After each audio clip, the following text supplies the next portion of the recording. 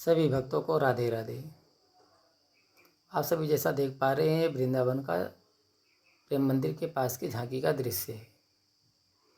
हम आप सभी को आज बतलाएंगे कि वृंदावन में आने के बाद लोग कहाँ ठहरे, कहाँ रुकें, कैसे रहेंगे, कितना खर्च आएगा, कहाँ पर खाना फ्री होगा, कहाँ पर सबसे सस्ती होगी। इन सब के विषय में आप सभी से बात बतलाएंगे।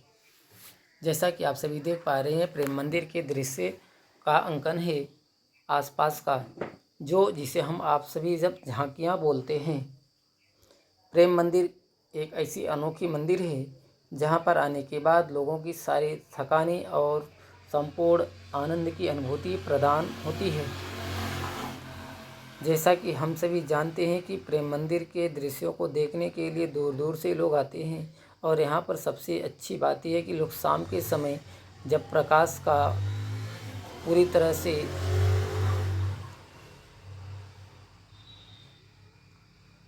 मंदिर पर पड़ता है तो मंदिर का रंग और मंदिर की खूबसूरती एक अलग ही बयां करती है, जिसे लोग देखकर अपनी सारी थकानी दूर कर लेते हैं।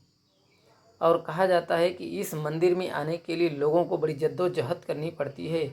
इस समय आप तो भीड़ नहीं देख रहे हैं, परंतु शाम के समय और एकदम सुबह के समय इतनी भीड़ होती है कि लोगों का जमावड़ा इतना ज़्यादा होता है, इतना रस होता है कि लोग एक दूसरे के पास में खड़े पैर को आगे बढ़ाने के लिए बहुत जद्दोजहद करनी पड़ती है। उसके बाद कहीं इस भव्य मंदिर के अंदर प्रवेश मिलता है, और तो और यहाँ तक कि आपके सारी सामानें भी बाहर जमा करा दी जाती हैं, और उसके बाद आपको मोबाइल के साथ ही प्रवेश मिलता है। परंतु मुख्य मंदिर में जाने के लिए भी आपको भी चप्पल भी निःशुल्क जमा करना पड़ता है। चप्पल हो, जूता हो, जो भी आप पहने होंगे पैर में, उसे निःशुल्क जमा करना पड़ता है। और इस मंदिर में जाने के बाद यह 2 मंजिला है, जिसमें आप राधा कृष्ण के दर्शन और उनकी लीलाओं का दर्शन करेंगे। और यह मंदिर जो है कृपालु महाराज जी के द्वारा बनवाया गया है। और लास्ट में आप ऊपर से जब उतरेंगे तो कृपालु जी महाराज की एक ऐसी प्रतिमा बनाई गई है जिसे देखकर आप मग्न मुग्ध हो जाएंगे। यहाँ पर जो है बाबा का मंदिर देखने के बाद अब हम आपको ले चलते हैं कहाँ पर रहना खाना फ्री रहेगा उसकी बात करते हैं। अगर हम बात करें फ्री में रहने और खाने की बात, तो सबसे अच्छा उत्तम स्थान माना जाता है श्री प्रेमानंद जी के आश्रम के पास ही बना है अनिरुद्धाचार्य जी महाराज का आश्रम। इस आश्रम में जो है 24 घंटे निःशुल्क भोजन की व्यवस्था है, और इनके जो पंडाल में है रहने का भी स्थान बनाया गया है, जहाँ पर यात्री निःशुल्क रह सकते हैं, खा सकते हैं, और वहाँ से पूरे ब्रज की यात्रा भी कर सकते हैं। ऐसा कहा जाता है कि इनके यहाँ लाखों भक्त प्रतिदिन भोजन करते हैं, और यहीं पर रहकर जो है पूरे वृंदावन की यात्रा करते हैं, दर्शन करते हैं, और लोगों से दो चार होते हैं।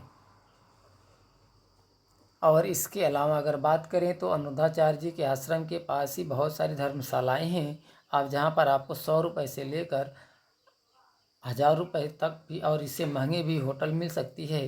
तो सबसे कम में जो है 100 रुपये तक का ही आपको रहने का मिल जाएगा, और वहाँ पर आप आसानी से रह सकते हैं और पूरे वृंदावन का टूर कर सकते हैं।